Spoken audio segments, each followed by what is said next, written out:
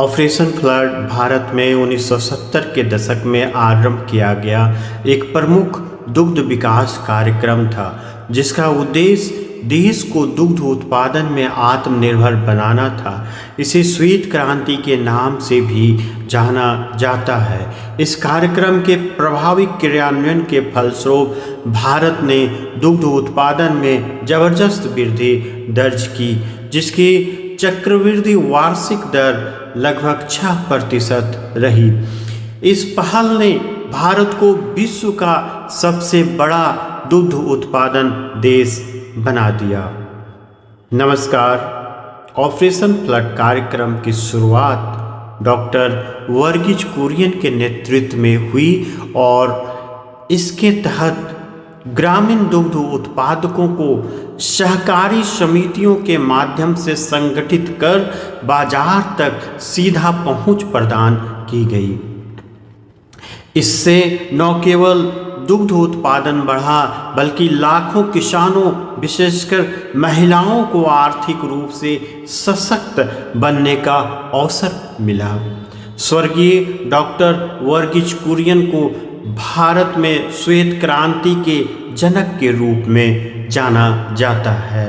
उनके नेतृत्व में प्रारंभ किया गया ऑपरेशन फ्लड कार्यक्रम भारत को दुग्ध उत्पादन में आत्मनिर्भर बनाने की दिशा में एक मील का पत्थर साबित हुआ। ऑपरेशन फ्लड 1970 में राष्ट्रीय डेयरी विकास बोर्ड NDDB द्वारा शुरू किया गया था और इसे विश्व के सबसे बड़े ग्रामीण विकास कार्यक्रमों में से एक माना जाता है। इसका उद्देश्य भारत को दुग्ध उत्पादन में आत्मनिर्भर बनाना, ग्रामीण आय में वृद्धि करना और उपभोक्ताओं को उचित मूल्य पर दूध उपलब्ध कराना था। ऑपरेशन फ्लड के माध्यम से देश भर में दुग्ध सहकारी समितियों की स्थापना की गई, जिससे किसानों को उचित मूल्य मिलने लगा और बिचौलियों की भूमिका समाप्त हुई। इस कार्यक्रम के प्रभाव से भारत ने दुग्ध उत्पादन के क्षेत्र में असाधारण प्रगति की और आज वह दुग्ध उत्पादन में विश्व में शीर्ष स्थान पर पहुंच गया है। डॉक्टर कुरियन की दूरदर्शिता और योजनाबद्ध कार्यक्रम प्रणाली ने न केवल ग्रामीण अर्थव्यवस्था को मजबूती दी, बल्कि लाखों किसानों, विशेषकर महिलाओं को आर्थिक रूप से सशक्त भी बनाया। वास्तव में श्वेत क्रांति ने भारत में एक शांत लेकिन प्रभावशाली सामाजिक आर्थिक क्रांति का रूप लिया। ऑपरेशन फ्लड की सबसे बड़ी उपलब्धियों में से एक यह रही कि इसने दुग्ध किसानों को सशक्त किया और उन्हें अपने संसाधनों व उत्पादन पर नियंत्रण प्रदान किया। ऑपरेशन फ्लड केवल एक दुग्ध उत्पादन बढ़ाने की योजना नहीं थी, बल्कि यह एक सामाजिक आर्थिक आंदोलन भी था, जिसने ग्रामीण भारत में किसानों को आत्मनिर्भर बनाने का कार्य किया। इस कार्यक्रम ने दुग्ध किसानों को सहकारी समितियों के माध्यम से संगठित कर उन्हें अपने उत्पादों की बिक्री, मूल्य निर्धारण और वितरण में भागीदारी दी। इसके परिणाम स्वरूप किसान अब केवल उत्पादक नहीं रहे, बल्कि अपने संसाधनों और आय पर उनका सीधा नियंत्रण स्थापित हुआ। यह सहभागी विकास का एक उत्कृष्ट उदाहरण था, जहां किसानों को सिर्फ सहायता नहीं दी गई, बल्कि उन्हें अपने विकास की दिशा तय करने का अधिकार भी मिला। इससे उनकी सामाजिक स्थिति में सुधार हुआ और वे शोषण से मुक्त होकर एक सशक्त वर्ग के रूप में उभरकर सामने आए। विशेष रूप से ग्रामीण महिलाएं जो पारंपरिक रूप से पशुपालन से जुड़ी रही हैं, उन्हें आर्थिक स्वतंत्रता और आत्मसम्मान प्राप्त हुआ। ऑपरेशन फ्लड के मुख्य उद्देश्य दुग्ध उत्पादन में वृद्धि, ग्रामीण आय में वृद्धि, उपभोक्ताओं के लिए उचित मूल्य सुनिश्चित करना, दूध उत्पादकों को संसाधनों पर नियंत्रण देना एवं मध्यस्थों की भूमिका को कम करना था। ऑपरेशन फ्लड को 3 चरणों में लागू किया गया था। पहला चरण 1970 से 1980 का रहा। इस चरण को यूरोपीय आर्थिक समुदाय द्वारा विश्व खाद्य कार्यक्रम के माध्यम से उपहार में दिए गए स्किम्ड मिल्क पाउडर और बटर ऑयल की बिक्री से वित्तपोषित किया गया था।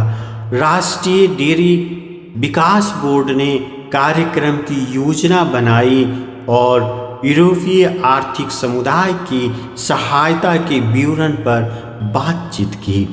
18 प्रमुख दुग्ध उत्पादक क्षेत्रों को दिल्ली, मुंबई, कोलकाता और चेन्नई जैसे महानगरों से जोड़ा गया।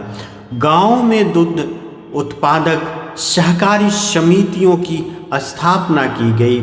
इस चरण में मदर डेयरी की स्थापना 1974 में हुई। फिर द्वितीय चरण या दूसरा चरण 1981 से 1985 का रहा। दूध उत्पादक क्षेत्रों की संख्या यहाँ 18 से बढ़ाकर 136 की गई। 290 शहरी बाजारों में दूध की आपूर्ति का विस्तार हुआ। 43,000 गांवों में सहकारी समितियों की स्थापना हुई, जिन्हें 42.5 लाख दूध उत्पादक जुड़े। घरेलू स्किम्ड मिल्क पाउडर या घरेलू दूध पाउडर का उत्पादन 22,000 टन से बढ़कर 1,40,000 टन हो गया। फिर तीसरा चरण जो 1985 से 1996 तक का रहा, दूध सहकारी समितियों की बुनियादी ढांचे को यहाँ मजबूत किया गया। पशु चिकित्सा, आहार और कृत्रिम गर्भाधान जैसी सेवाओं का विस्तार हुआ। 30,000 नई दुग्ध सहकारी समितियों की स्थापना हुई, जिससे कुल संख्या 37,000 हो गई। महिला सदस्यों और महिला दुग्ध सहकारी समितियों की संख्या में उल्लेखनीय वृद्धि हुई। पशु स्वास्थ्य और पोषण में अनुसंधान एवं विकास पर जोर दिया गया। परिणामतः भारत दुनिया का सबसे बड़ा दुग्ध उत्पादक देश बन गया। ग्रामीण क्षेत्रों में लाखों लोगों के लिए अस्थायी आय व रोजगार के अवसर सृजित हुए। दूध की उपलब्धता में वृद्धि और मूल्य स्थिरता सुनिश्चित हुई। देश की दुग्ध उत्पादकों पर आयात निर्भरता समाप्त हुई। ऑपरेशन फ्लड ने भारत के ग्रामीण विकास में महत्वपूर्ण भूमिका निभाई और इससे दुनिया के सबसे बड़े ग्रामीण विकास कार्यक्रमों में से एक माना जाता है। ऑपरेशन फ्लड के तीसरे चरण ने भारत में दुग्ध सहकारी आंदोलन को मजबूत और आत्मनिर्भर बनाने में महत्वपूर्ण भूमिका निभाई। इस चरण के दौरान दुग्ध सहकारी समितियों की संख्या 43,000 से बढ़कर लगभग 73,000 हो गई, जिससे दुग्ध उत्पादन और विपणन की क्षमता में उल्लेखनीय वृद्धि हुई। इस चरण में दुग्ध संग्रहण और विपणन के लिए आवश्यक बुनियादी ढांचे का विस्तार और सुदृढ़ीकरण किया गया। सदस्यों को पशु चिकित्सा सेवा, कृत्रिम गर्भाधान, पशु आहार और प्रशिक्षण जैसी सुविधाएं प्रदान की गई। महिला दुग्ध उत्पादकों की भागीदारी बढ़ाने के लिए 1995 में महिला दुग्ध सहकारी नेतृत्व कार्यक्रम शुरू किया गया, जिससे महिला सदस्यों और महिला दुग्ध सहकारी समितियों की संख्या में उल्लेखनीय वृद्धि हुई। पशु स्वास्थ्य और पोषण में अनुसंधान एवं विकास पर विशेष ध्यान दिया गया, जिससे दुग्ध उत्पादन में वृद्धि हुई। इस प्रकार ऑपरेशन फ्लड के तीसरे चरण ने भारत को दुग्ध उत्पादन में आत्मनिर्भर बनाने और ग्रामीण अर्थव्यवस्था को सशक्त करने में महत्वपूर्ण योगदान दिया। भारत का दुग्ध उत्पादन 2018 से 19 में 187.75 मिलियन टन से बढ़कर 2022-23 में 230.58 मिलियन टन हो गया है। हालांकि इस अवधि के दौरान वार्षिक वृद्धि दर 6.47% से घटकर 3.83 हो गई है। देश में प्रति व्यक्ति दुग्ध उपलब्धता 459 ग्राम प्रतिदिन है, जो वैश्विक औसत 323 ग्राम प्रतिदिन से अधिक है।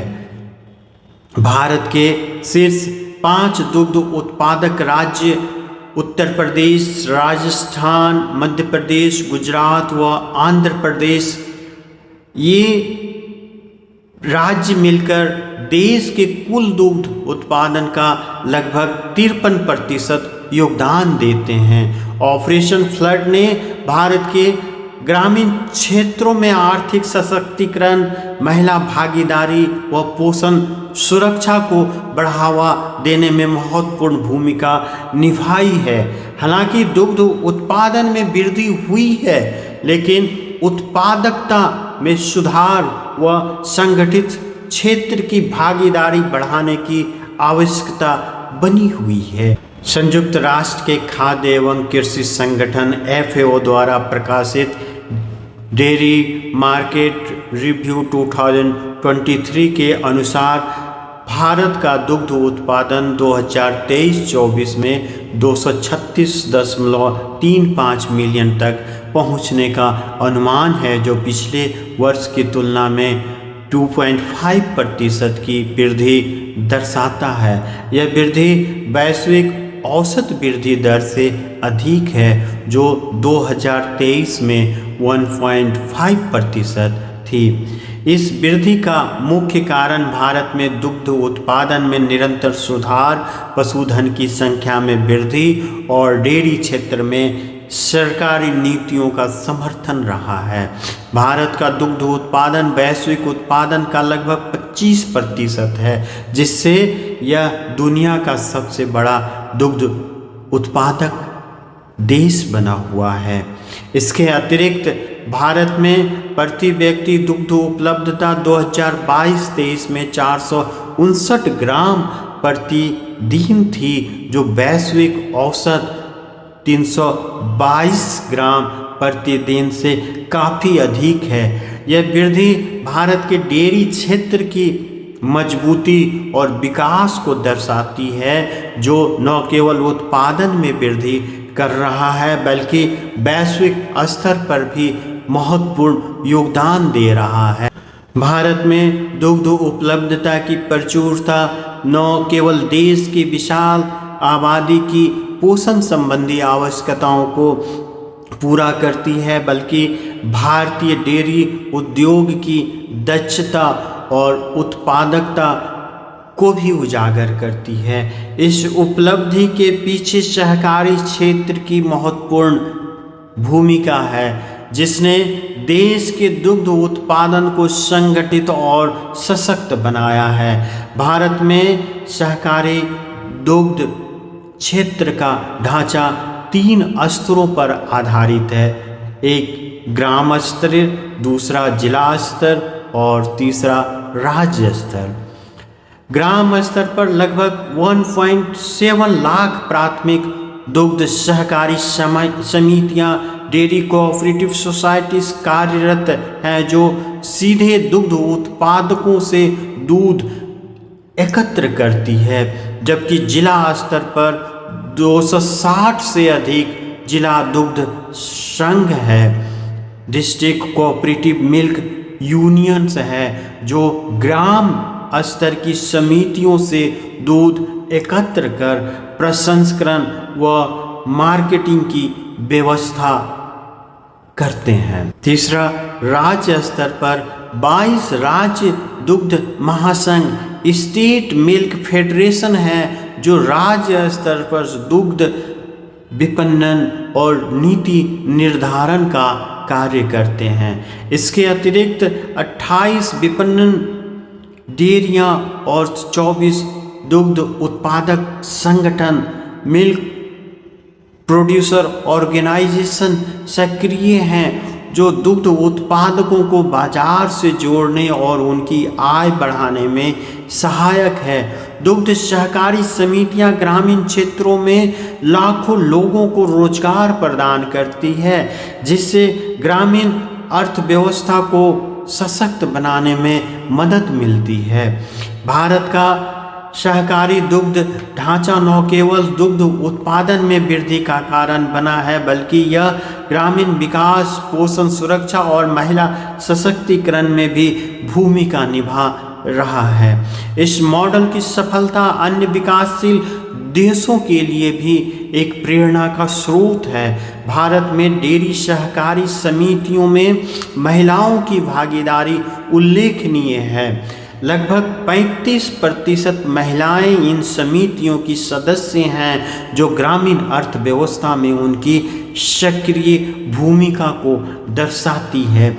इसके अतिरिक्त ग्रामीण क्षेत्रों में डेयरी फार्मिंग में महिलाओं की भागीदारी और भी व्यापक है। एक अध्ययन के अनुसार डेयरी श्रम बल का लगभग 70% हिस्सा महिलाएं हैं जो पशुपालन, दुग्ध दोहन, प्रसंस्करण और फार्म प्रबंधन जैसे कार्यों में सक्रिय रूप से संलग्न है। भारत में श्वेत क्रांति के बाद से दुग्ध उत्पादन में उल्लेखनीय वृद्धि हुई है। पिछले 30 वर्षों में भारत ने लगभग हर 15 वर्षों में दुग्ध उत्पादन को दुगुना किया है। हालांकि हालिया वर्षों में दुग्ध उत्पादन की वार्षिक वृद्धि दर में गिरावट देखी गई है जो एक चिंता का विषय है। 2017-18 में दुग्ध उत्पादन में वृद्धि दर 6.62% थी जबकि यह 2021-22 में घटकर 5.77% रह गई। फिर 2022-23 में वृद्धि दर केवल 3.83% थी। 2023-24 में यह और घटकर 3.78% हो गई जबकि कुल दुग्ध उत्पादन 239.3 मिलियन टन रहा। इस गिरावट के पीछे कई कारण हो सकते हैं जैसे गुणवत्तापूर्ण चारा व पशु आहार की कमी, उच्च उत्पादकता वाले पशुओं की सीमित संख्या, पशु स्वास्थ्य सेवाएं व टीकाकरण कार्यक्रम की अपर्याप्तता, जलवायु परिवर्तन या पर्यावरणीय चुनौतियाँ।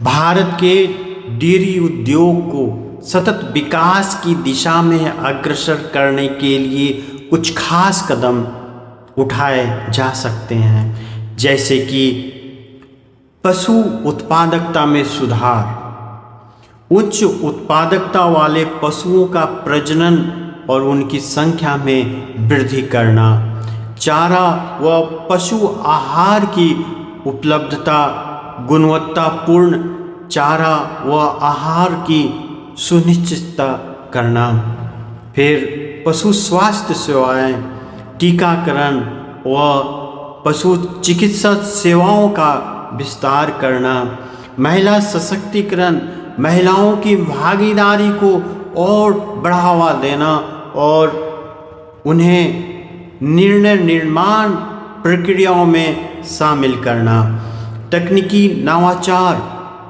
दुग्ध उत्पादन व प्रोसेसिंग में आधुनिक तकनीकों का उपयोग करना आदि है।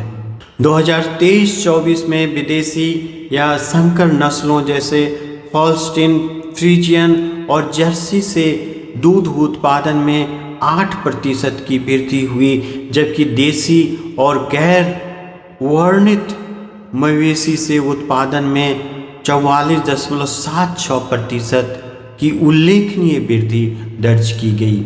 कम बारिश व सूखे की स्थिति दूध उत्पादन को प्रभावित करती है, क्योंकि हरे चारे की उपलब्धता और फीड मील के लिए आवश्यक फसलों का उत्पादन घट जाता है।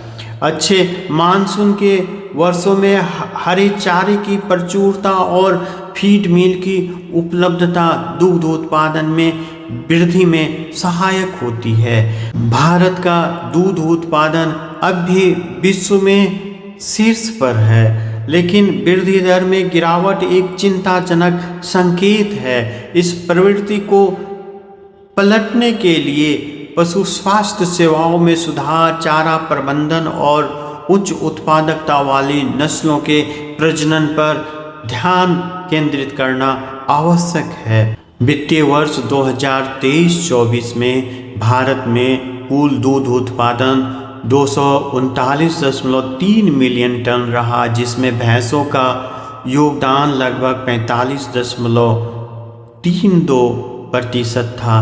हालांकि भैंसों के दूध उत्पादन में पिछले वर्ष की तुलना में लगभग 16% की गिरावट दर्ज की गई। भैंसों के दूध उत्पादन में गिरावट के संभावित कारण चारे की कमी व मानसून की अनिश्चितता, कम बारिश और सूखे की स्थिति हरे चारे की उपलब्धता को प्रभावित करती है, जिससे भैंसों के दूध उत्पादन में कमी आती है। पशु स्वास्थ्य संबंधी समस्याएं पिछले वर्षों में लंपी स्किन डिजीज, LSD जैसी बीमारियों के प्रकोप ने पशुओं के स्वास्थ्य और दूध उत्पादन को प्रभावित किया है। उच्च उत्पादकता वाले गायों की ओर रुझान, उत्पादकों द्वारा विदेशी व संकर नस्ल की गायों को प्राथमिकता देने से भैंसों की संख्या और उनके दूध उत्पादन में कमी आई है। भैंसों के दूध उत्पादन में गिरावट के बावजूद वे भारत के कुल दूध उत्पादन में महत्वपूर्ण भूमिका निभाती है। इस प्रवृत्ति को पलटने के लिए पशु स्वास्थ्य सेवाओं में सुधार, चारा प्रबंधन व भैंस पालन को प्रोत्साहित करने वाले कार्यक्रमों पर ध्यान केंद्रित करना आवश्यक है।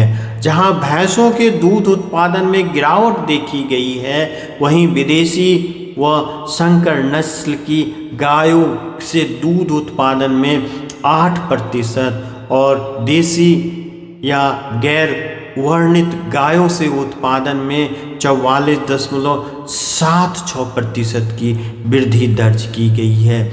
वित्तीय वर्ष 2019 से 20 के दौरान भारत में दुधारू पशुओं की औसत वार्षिक उत्पादकता 1777 किलोग्राम प्रति पशु थी, जबकि वैश्विक औसत 2699 किलोग्राम प्रति पशु था।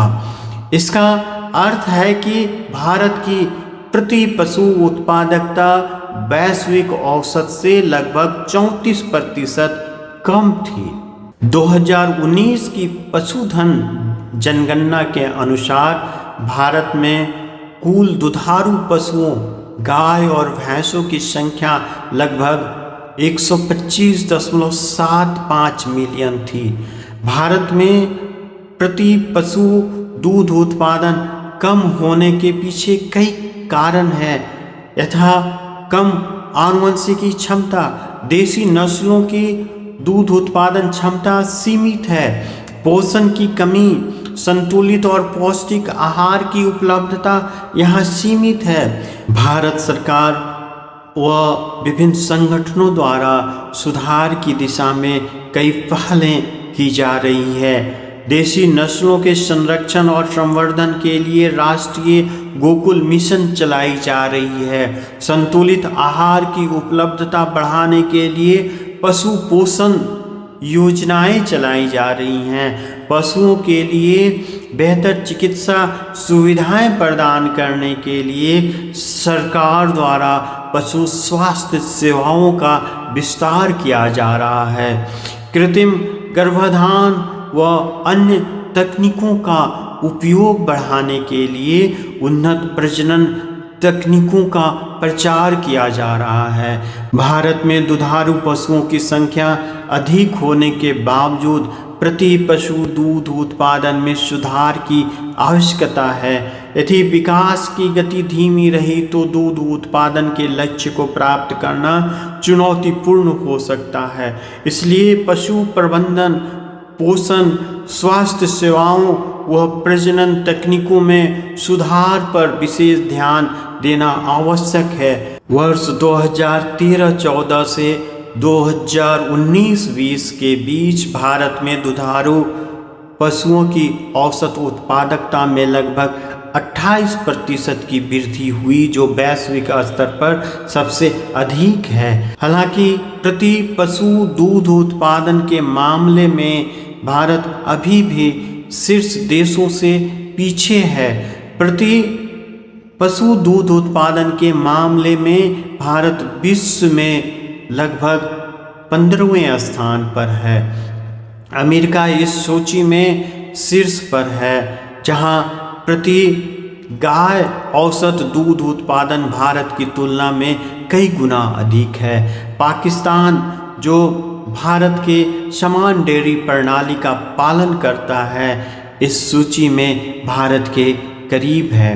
भारत में प्रति पशु दूध उत्पादन कम होने के पीछे कई कारण हैं, जैसे छोटे झुंड का आकार।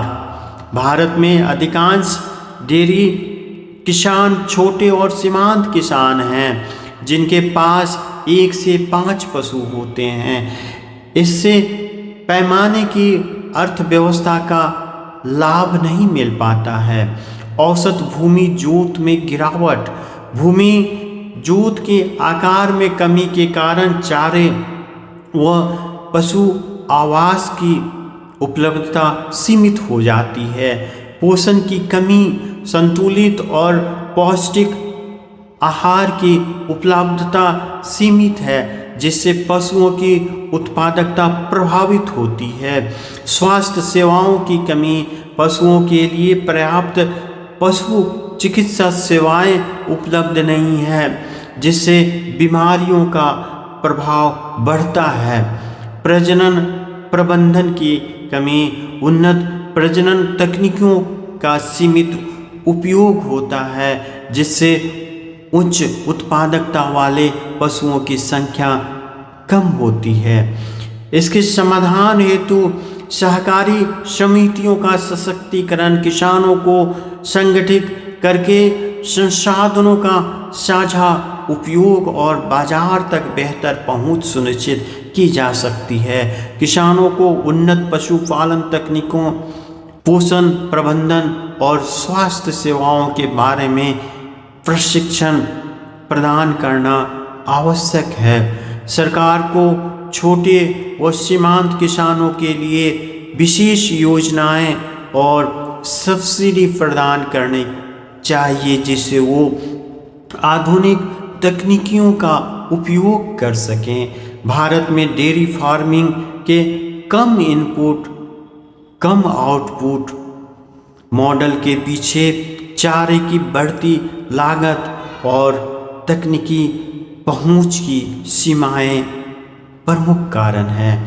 इन चुनौतियों से निपटने के लिए भारत सरकार ने दिसंबर 2014 में राष्ट्रीय गोकुल मिशन की शुरुआत की, जिसका उद्देश्य देसी गोजातीय नस्लों के विकास और संरक्षण को वैज्ञानिक एवं समग्र तरीके से प्रोत्साहित करना है। डेयरी उद्योग कृषि के साथ एक पूरक व्यवसाय है, जिससे कम निवेश में शुरू किया जा सकता है। सरकार द्वारा चारा विकास, पशु स्वास्थ्य सेवाओं और वित्तीय सहायता जैसे कार्यक्रमों के माध्यम से डेयरी क्षेत्र को और सशक्त बनाया जा सकता है। तकनीकी नवाचारों और महिलाओं की बढ़ती भागीदारी के साथ भारत का डेयरी उद्योग आत्मनिर्भर भारत की दिशा में महत्वपूर्ण भूमिका निभा रहा है। भारत का डेयरी उद्योग यद्यपि वैश्विक स्तर पर अग्रणी है, फिर भी कुछ महत्वपूर्ण चुनौतियों का सामना कर रहा है। इन चुनौतियों का समाधान करके ही हम किसानों की आय को दोगुना करने के लक्ष्य को प्राप्त कर सकते हैं।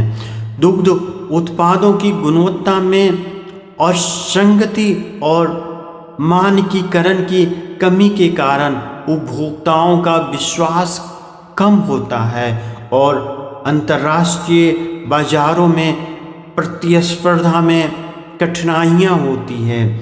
इसके समाधान हेतु राष्ट्रीय डेयरी विकास कार्यक्रम के तहत सरकार ने दुग्ध प्रशिक्षण प्रयोगशाला और प्रमाणन प्रणालियों की स्थापना को प्रोत्साहित किया है। इससे उत्पादों की गुणवत्ता सुनिश्चित करने में मदद मिलती है।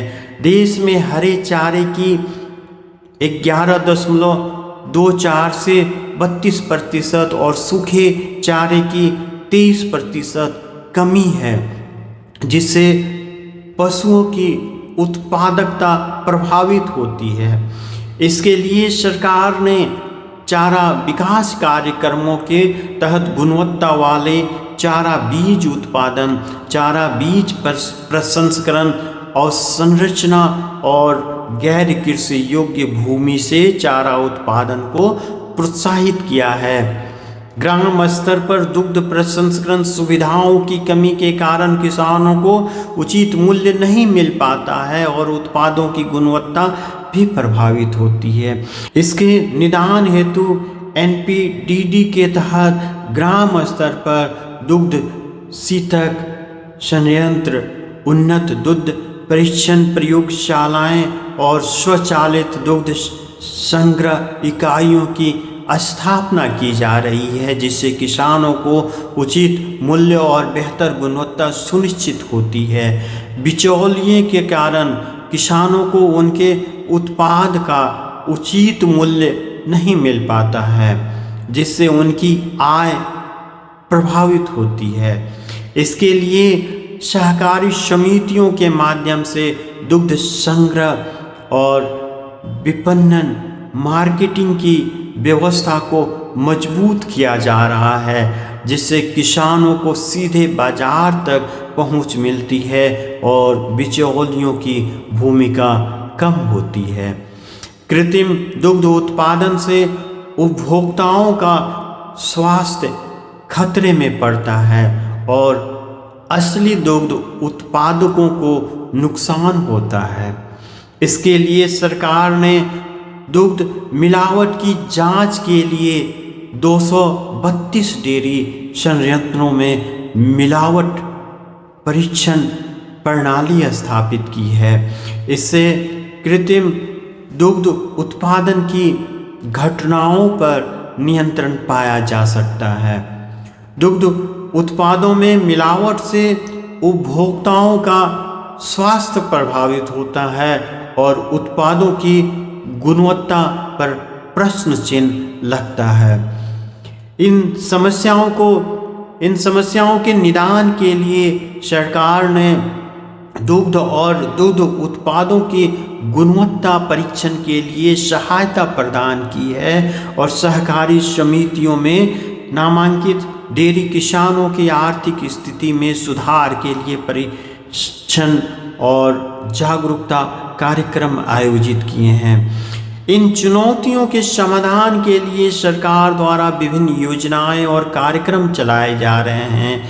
यदि इनका प्रभावी कार्यान्वयन सुनिश्चित किया जाए तो भारत का डेयरी उद्योग और अधिक सशक्त बन सकता है, जिससे किसानों की आय में वृद्धि और उपभोक्ताओं को गुणवत्तापूर्ण उत्पाद मिल सकेंगे। आज इतना ही। धन्यवाद।